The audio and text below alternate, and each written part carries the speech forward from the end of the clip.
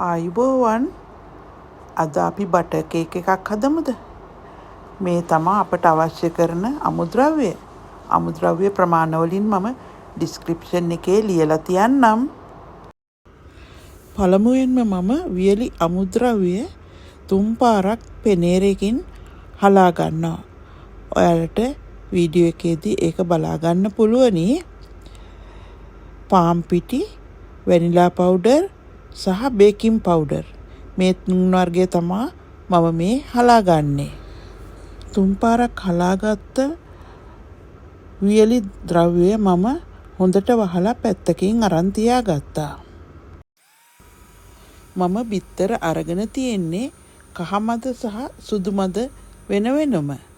මම දැන් සුදු මද ටික මේ විදිහට හොඳට ගහ ගන්නවා. ඔයාලට පේනවා ඇති බිත්තර සුදු මද ටික ෆෝම් එකක් වගේ හැදිලා තියෙනවා. මම දැන් ඒකත් පැත්තකින් අරන් තියා ගන්නවා. මම දැන් සූදානම් වෙන්නේ මම අරගෙන තියෙන බටර් ටික හොඳට මිශ්‍ර කරගන්න. මේ බටර් ගන්නකොට කාමර උෂ්ණත්වයේ තියලා ගන්න ඕනේ. නමුත් මගේ බටර් වල සීතල ටිකක් වැඩි. කාමර උෂ්ණත්වයට එන්න තරම් වෙලාවක් මම තිබ්බේ නෑ. ඔයාලා එහෙම කරන්න එපා. ඔයා වේලාසනින් ෆ්‍රිජ් එකෙන් බටර් ටික එළියට අරගෙන තියාගන්න. බටර් වල සීතල වැඩි වුණාම අපිට මිශ්‍ර කරගන්න ටිකක් අපහසුයි. මටත් ඒ දේ සිද්ධ වුණා. මම ඊට පස්සේ ඒක වෙනම විස්ක් එකකින් තමයි මිශ්‍ර කරේ. මේ මම එකතු කරන්නේ සීනි. මම අද බටර් කේක් එකට ගත්තේ පවුඩර් කරපු සීනි.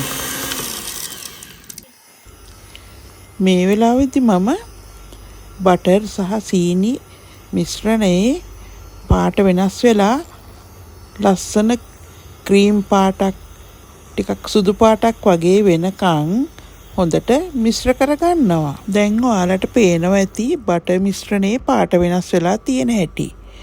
මේ වෙලාවේදී මම අරගෙන තියෙන කහමද බිත්තර කහමද ටික එකින් එක එකතු කරමින් මිශ්‍රණය නොනවත්වාම කලවම් කරගන්නවා. මම මෙතන බිත්තර 8ක කහමද තමා බටර් මිශ්‍රණයත් එක්ක එකතු කළේ. මම දැන් එකතු කරන්නේ කිරි. මෙතන මම කිරි මිලිලීටර් 80ක් අරගෙන තියෙනවා.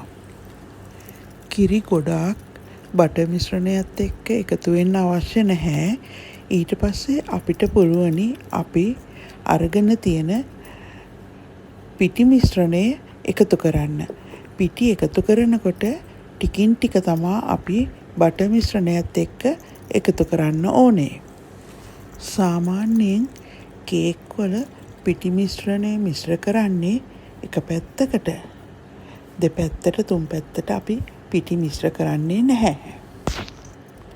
වීඩියෝ එක බලන ඔයාලට හිතනවා ඇති පාන් පිටි මිශ්‍රණය තද වැඩි නැද්ද කියලා. ඇත්තටම නැහැ. තවම මම මේ පිටි මිශ්‍රණයට බිත්තර සුදු මද එහෙම එකතු කරේ නැහැ. මේ වෙලාවේ තමා මම බිත්තර සුදු මද බටර් පිටි මිශ්‍රණයට එකතු කරන්නේ.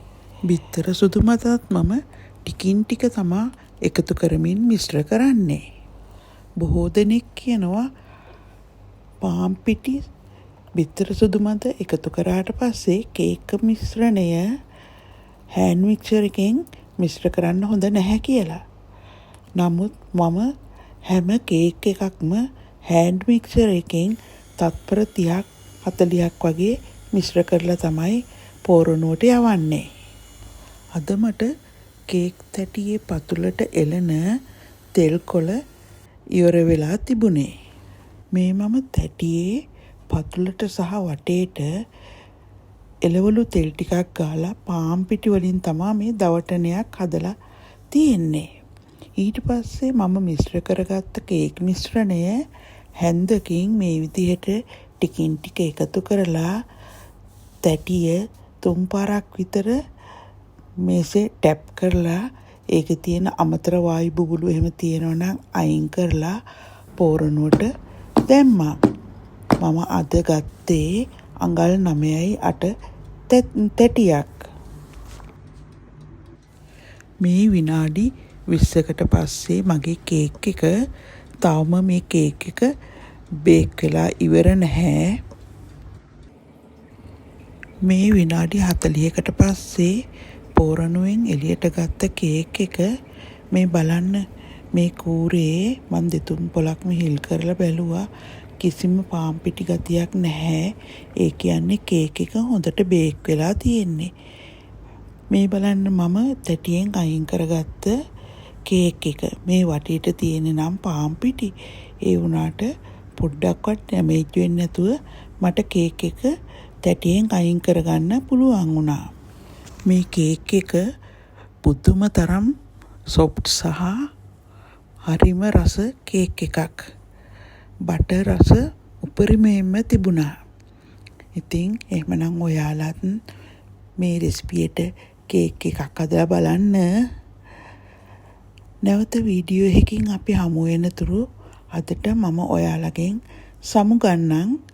channel එක subscribe කරන්න, comment එකක් මට දෙන්න, like එකක් දෙන්න අමතක කරන්න එපා.